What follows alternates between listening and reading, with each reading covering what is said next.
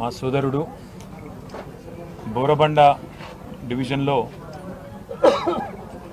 మరి జూబ్లీహిల్స్ శాసనసభ్యులు మాగంటి గోపీనాథ్ గారితో కలిసి ఈ డివిజన్ అభివృద్ధి కోసం, నియోజకవర్గ అభివృద్ధి కోసం అనుక్షణం తపనబడిన నాయకుడు, ఈ ప్రాంత ప్రజల కోసం, ఇక్కడ ఉండే సమస్యల పరిష్కారం కోసం మరి ఎప్పటికప్పుడు ఆరాటపడ్డ నాయకుడు సోదరుడు మొహమ్మద్ సర్దార్ గారు.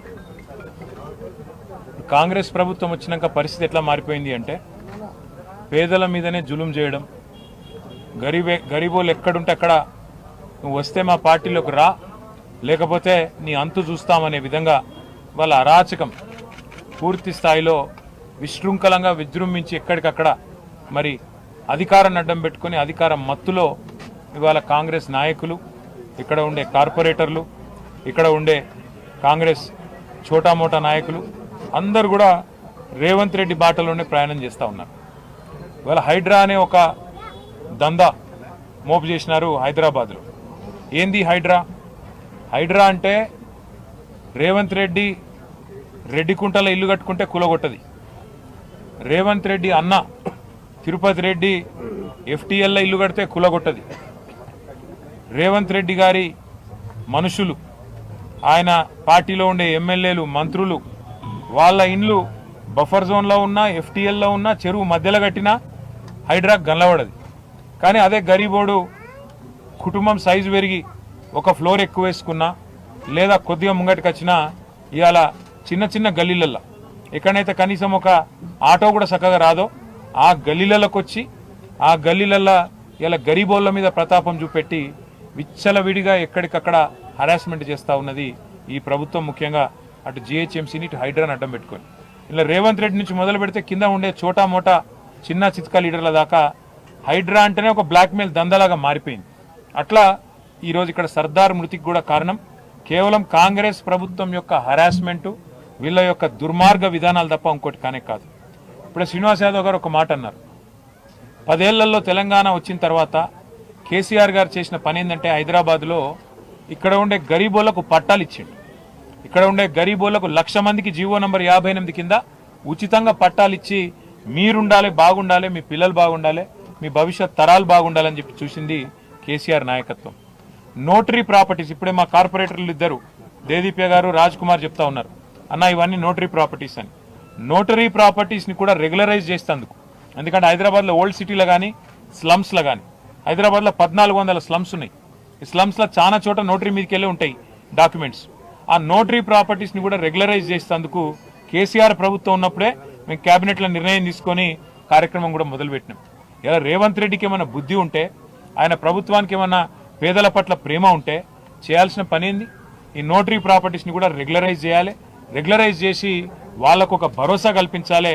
అవసరమైతే ఆ భూహారతో ఏదో తెచ్చిరు కదా అందులో పెట్టి మేము చేసిన దానికంటే ఒక రవ్వ ఎక్కువ చేయాలి పేదోళ్ళకు. కానీ నువ్వేం చేస్తున్నావు? పేదోళ్ళు ఇల్లు కట్టుకుంటే ఒక డాబా వేసుకుంటే అందులో వచ్చి పొక్క కొట్టాలి, వాడు నువ్వు పార్టీలో చేరపోతే నేను సంపుతా అనాలి, చిన్న దుకాణం ఉంటే దుకాణం కొట్టాలి, కడుపు మీద కొట్టాలి, గరీబోని కడుపు మీద కొట్టి నోటికాడి బువ్వకు పుంజుకొని ఆగమాగం చేసి ఆఖరికి ఆత్మహత్య కుసుకొల్పింది ఇవాళ అరాచక కాంగ్రెస్ ప్రభుత్వం. ఖచ్చితంగా ఈ కాంగ్రెస్ ప్రభుత్వం చేసే అరాచకాలకు మేము ఖచ్చితంగా అడ్డం పడతాం.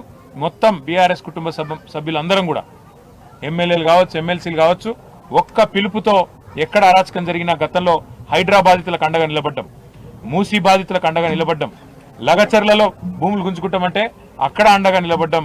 నిన్న అలంపూర్లో కూడా ధన్వాడల అక్కడ కూడా రైతులకు అండగా నిలబడ్డది బీఆర్ఎస్ పార్టీ, కేసీఆర్ గారి సైనికులు. రేపు కూడా నేను ఒకటే అంటున్నా, హైదరాబాద్లో ఎక్కడైనా సరే ఏ పేదవాడి మీద రేవంత్ రెడ్డి ప్రతాపం చూపెట్టినా మీకు అండగా ఉండేది, ఖచ్చితంగా మీకు అండగా నిలబడేది బీఆర్ఎస్ పార్టీ మాత్రమే. ఎందుకంటే మాకు తెలుసు హైదరాబాద్ నగరంలో ఇవాళ ఒక్క బోరబండ తీసుకుంటే ఇట్లాంటి స్లమ్లో ఒక 100 ఉంటాయి, ఈ 100 గల్లీలు ఉంటాయి. ఇటువంటి ఈ 100 గల్లీలల్లో ఏది రైటు, ఏది రాంగు, ఏది లీగలు, ఏది ఇల్లీగల్ అంటే దేవుడు కూడా చెప్పలేడు. మరి అటువంటిది కావాలని ఒక బిల్డింగ్ ఏదైతే బీఆర్ఎస్లో పట్టుకొని దాన్నే కొట్టాలి, ఒక బిల్డింగ్లో ఒక కేసీఆర్ సానుభూతి పరుడో అభిమానం కార్యకర్తను ఉంటే వాళ్ళనే సతాయించాలనే విధంగా ఏదైతే అధికారులు కూడా కాంగ్రెస్ నాయకులు ఆడించినట్టు ఆడుతున్నారో వాళ్ళకు కూడా నేను చెప్తున్నా, అన్ని రోజులు ఒక్క తీరు ఉండయి. ఇలా ఏ అధికారులు అయితే అతి చేస్తుండ్రో, ఏ అధికారులు అయితే కాంగ్రెస్ వాళ్ళు ఆడిచ్చినట్టు ఆడుతుండ్రో, కాంగ్రెస్ పార్టీ కార్యకర్తలు లెక్క పనిచేస్తుండ్రో, ఇది మంచిది కాదు. అధికారం ఎవ్వలకు శాశ్వతం కాదు. మొన్నటిదాకా 10 ఏళ్ళు మేమున్నాం, ఇవాళ వాళ్ళకి అవకాశం వచ్చింది. రేపు మళ్ళా బరాబర్ తెలంగాణలో మళ్ళా కేసీఆర్ గారికి అవకాశం వస్తుంది. వచ్చినాక తప్పకుండా మేము కూడా యాద పెట్టుకుంటాం. ఇన్ని రోజులు 10 ఏళ్ళు మేము అభివృద్ధి, సంక్షేమం, పేదలు అందరు మా వాళ్ళే అన్నట్టు పనిచేసినాం. కానీ మీరు ఇట్లే పనిచేస్తే, ఇదే తీరుగా మా వాళ్ళ మీద పగబట్టినట్టు చేస్తే పక్కా హిసాబ్ కితాబ్ అన్ని రాసుకుంటాం. 100% మేము కూడా రేపటి రోజున గవర్నమెంట్లోకి వచ్చినాక అన్ని మ్యాటర్స్ కూడా మేము కూడా తప్పకుండా చూడాల్సి వస్తుందని చెప్పి కూడా విజ్ఞప్తి చేస్తా ఉన్నాం. आज हमारे जो मोहम्मद सरदार हैं भाई, उनको इतना हरास किया गया, उनके साथ इतना जुल्म किया गया, उनके कारोबार पे, उनके घर पे, और वजह एक ही था, उनकी गलती एक ही थी कि इलेक्शन में हारने के बावजूद आज केसीआर साहब के साथ मैं रहता हूं, इसी पार्टी में मैं जन्मा और इसी पार्टी में मैं आखिरी दम तक रहूंगा बोल के आज सरदार जो एक फैसला लिए, उस वजह से आज उनको इतना हरासमेंट करके उनको मजबूर करे खुदकुशी करने पे। मैं यहाँ के जितने भी अफसर है जीएचएमसी के और बाकी अफसर है, मैं उनसे रिक्वेस्ट भी करना चाहता हूँ, सत्ता सरकार किसी एक का नहीं होता, हमेशा वो तो बदलते रहता। आप गलती मत करो, कांग्रेस वालों के दबाव में आके, कांग्रेस वालों के कोशिशों में आके, आप भी साजिशों में आके आप भी शामिल होके गलती मत करो। अगर गलती करेंगे तो 3 साल बाद फिर केसीआर की हुकूमत आती, केसीआर साहब की सरकार आती। हम लोग अभी हर चीज का हिसाब किताब रख रहे हैं, ये अच्छी बात नहीं है। क्योंकि अगर आप एक बोराबंडा आएंगे आज, यहाँ पे कम से कम 100 ऐसे गली दिखेंगे आपको जिसमें आप बता भी नहीं पाएंगे कि कौन सी बिल्डिंग किसकी है और कौन कौन चीज क्या है। यहाँ पे नोटरी प्रॉपर्टीज काफी ज्यादा है। कोशिश हमने की थी नोटरी प्रॉपर्टीज के वास्ते, केसीआर साहब जब थे 1 लाख पट्टा तो हम दे दिए जीओ नंबर 58 के अंडर हैदराबाद में। साथ ही साथ हमने कोशिश शुरू कर दी थी कि धरनी के अंडर ये नोटरी प्रॉपर्टीज को भी रेगुलराइज किया जाए। अगर रेवंत रेड्डी को और कांग्रेस को गरीबों की तरफ उनको अगर कुछ हमदर्दी है, गरीबों के लिए कुछ उनके दिल में जगह है, तो आपको क्या करना चाहिए, ये सारे नोटरी प्रॉपर्टीज को आप रेगुलराइज करो जल्द से जल्द। ये नहीं कर रहे हो आप, उल्टा आप आके ये नोटरी है, ये ऐसा है वैसा है बोल के गरीब जो है, जो 2 लोग 3 लोग 4 लोग उनके फैमिली के साथ एक जगह रह रहे हैं, उसको आप तोड़ने की कोशिश कर रहे हो, उनके पेट पे मारने की कोशिश कर रहे हो। ये बिल्कुल गलत है।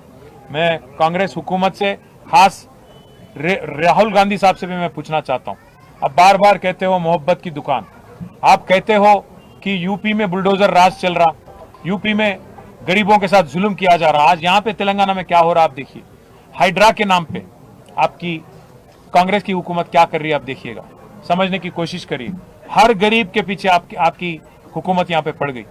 रेवंत रेड्डी की जो मकान है कोडंगल में, जो रेड्डी कुंटा में है, रेड्डी कुंटा मतलब एक तालाब, उसको कोई नहीं टच करता। उसका भाई तिरुपति रेड्डी का मकान यहाँ पे, वो एक आलीशान बंगला है, मकान नहीं बंगला, आज FTL में है, तालाब में है, उसको कोई नहीं छूता। साथ ही साथ पटनम महेंद्र रेड्डी, पुंगुलेटी श्रीनिवास रेड्डी, इनके पूरे मकान और आलीशान महल तालाब के अंदर है, FTL के अंदर है, उसको भी कोई नहीं छूता। पर आज गरीब जो भी है उसके साथ इतना जुल्म किया जा रहा है। राहुल गांधी साहब, क्या यही है आपकी मोहब्बत की दुकान? आप यहाँ पे तेलंगाना में मोहब्बत की दुकान नहीं चला रहे, नफरत का मकान बना दिया, आप नफरत का दुकान बना दिए तेलंगाना को और आपके रेवंत रेड्डी की सदारत में। इसलिए मैं राहुल गांधी से भी कहना चाहता हूँ, रेवंत रेड्डी से भी कहना चाहता हूँ, गरीबों पे मत निकालो आपका गुस्सा। अगर लड़ाई करनी है, सियासी लड़ाई, हमसे लड़ो। अगर जेल भेजना है, केस बनाना है, तो हम पे बनाओ। खाली पीली सरदार जैसे एक मासूम बच्चे पे जुल्म करके उसको आज खुदकुशी करने पे मजबूर करके आपको क्या मिल रहा? 2 छोटे छोटे बच्चे हैं सरदार के, उन फैमिली को आज मिलने के बाद हम सबके आंखों में आंसू आ गए। छोटे छोटे बच्चे, 2.5 साल का बच्चा, 1 साल का बच्चा, ऐसे बच्चों पे आजकल बाप नहीं, कल उनके बड़े होते होते तो क्या गुजरेंगी आप, समझने की कोशिश करो। मैं बस इतना ही कहूंगा कि सरदार की फैमिली जो है उनके साथ हम है। दोनों बच्चों के नाम पे आज 5-5 लाख रुपए का फिक्स डिपॉजिट भी हम करें, उनकी तालीम के वास्ते, आगे जाके उनकी फ्यूचर के वास्ते। और साथ ही साथ जो जुल्म किया गया उनके कारोबार को तोड़ के उनके घर पे भी आके, उसके लिए भी एक्स ग्रेशिया हम पार्टी की तरफ से हम ही देंगे। और सरदार की फैमिली हमारी फैमिली है, सरदार की फैमिली BRS की फैमिली है, उनके साथ आखिरी दम तक रहेंगे, उनकी पूरी तरह से हिफाजत और देखभाल हम करेंगे। उनकी भाई छोटे भाई इब्राहिम है, उनको भी हमने आज यकीन दिलाया कि आपके कारोबार के वास्ते हम सबके नंबर भी हम दे के आए वहाँ पे, श्रीनिवास यादव साहब के, श्रावण साहब के, हमारे श्रीनिवास रेड्डी एमएलसी साहब के, विष्णु भाई, सोहेल साहब, महमूद अली साहब, सबके नंबर दे के आए कि भाई कोई भी जरूरत है तो आप फोन करिएगा। ऐसा नहीं है कि मागंटी गोपीनाथ गुजर गए मतलब हम यहाँ पे कोई ऐसा नहीं फील करिएगा कि आपके लिए देखभाल करने के लिए कोई लीडर नहीं है। पूरा पार्टी आपके साथ है और गोपी साहब की जो कमी है वो महसूस नहीं होने देंगे।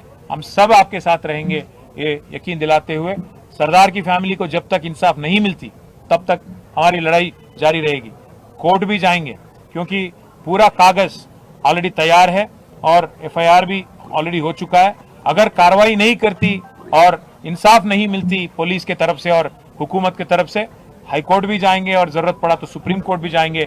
जब तक इंसाफ नहीं मिलती तब तक हमारी लड़ाई जारी रहेगी। बस यही कहना था और मैं प्रार्थना करता हूं कि सरदार को और हमारे मागंटी गोपीनाथ साहब को भी जन्नत में जगह मिले और వాళ్ళ ఆత్మకు శాంతి కలగాలని మనస్ఫూర్తిగా హృదయపూర్వకంగా కోరుకుంటూ ఆ కుటుంబాలకు మేము అండగా ఉంటామని మళ్ళీ ఒకసారి తెలియజేస్తాం। शुरू से मतलब हम ये वाकई को उठा रहे हैं सरदार के।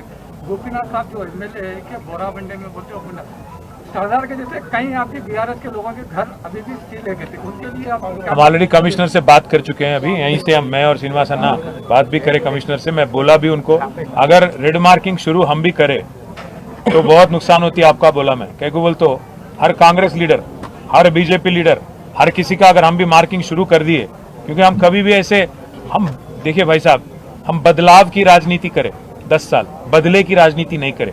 अगर हम भी बदले की राजनीति शुरू करेंगे ना, कांग्रेस और बीजेपी वाले एक एक लीडर को हैदराबाद में बहुत मुश्किल हो जाता, क्योंकि यहाँ पे तो पूरे एमएलए हमारे, एमएलसी हमारे, सत्ता हुकूमत कांग्रेस की होंगी, पर हैदराबाद में जो है पूरा पकड़ और पूरा का पूरा रिप्रेजेंटेशन, नुमाइंदगी हमारी है। तो हम भी शुरू करें लेटर लिखना और रेड मार्क डालना तो बहुत मुश्किल हो जाती है रेवंत रेड्डी साहब को। बस यही बोला मैं कमिश्नर को। Thank you.